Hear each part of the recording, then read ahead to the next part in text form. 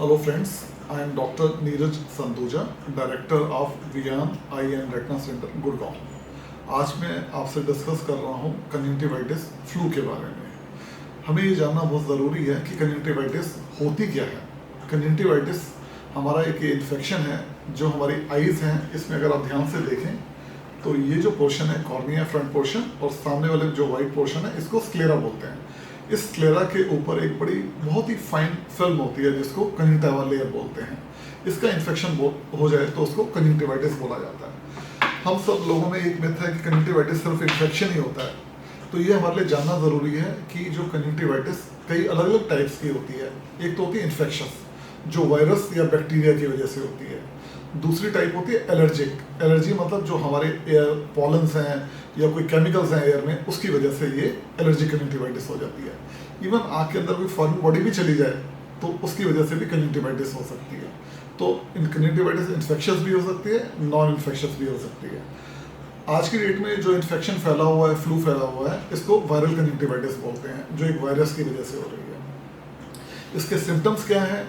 जब भी हमें इन्फेक्शन होता है, ये वायरस होता है आँख के अंदर, तो हमारी आँखें रेड हो जाती हैं। एक और ये सब कुछ जो होता है सडनली होता है, हमें लगता है आँख के अंदर कुछ चला गया है, जिसको हम हटाने की कोशिश करते हैं, आईज़ को बार बार वॉश करते हैं, बट कुछ भी नहीं हो पाता। और सिम्टम्स जो हैं हमारे रेडनेस के, वाटरिंग के, आँखों में डिस्चार्ज आने के, लाइट सेंसिटिविटी बढ़ने के, ये सब कुछ बढ़ते चले जाते हैं। तो ये आज की डेट में वायरल कंजंक्टिवाइटिस के बहुत टिपिकल सिम्टम्स हैं। अब क्वेश्चन ये हो जाता है कि आपको ये सिम्टम्स आ रहे हैं तो आपको क्या करना चाहिए।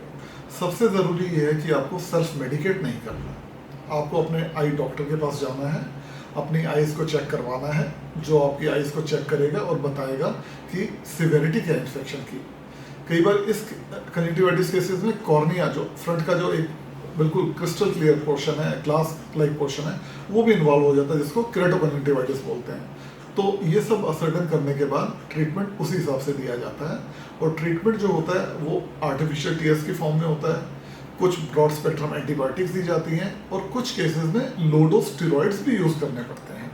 तो स्टेरॉइड्स के नाम से डरने की ज़रूरत नहीं है। आपको एक सुपरविजन केयर में, आई डॉक्टर की केयर में ये सब ट्रीटमेंट दिया जाता है।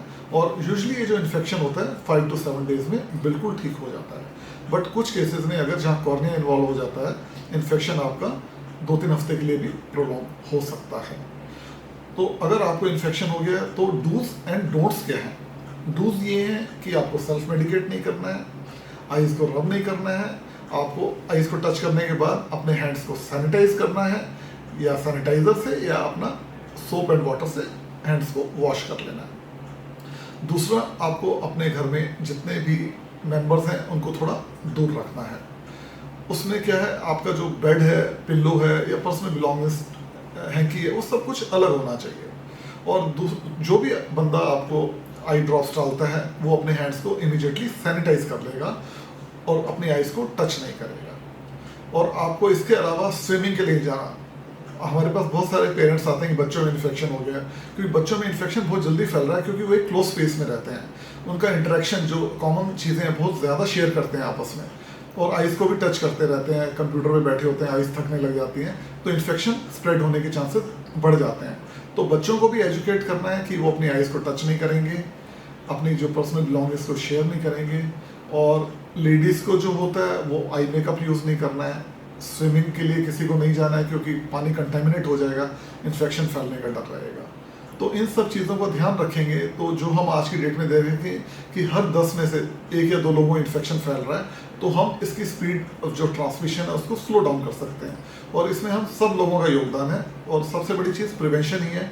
इन्फेक्शन हो जाए तो घबराने की ज़रूरत नहीं है, सेल्फ मेडिकेट नहीं करेंगे और अपना ध्यान रखेंगे। Thank you very much.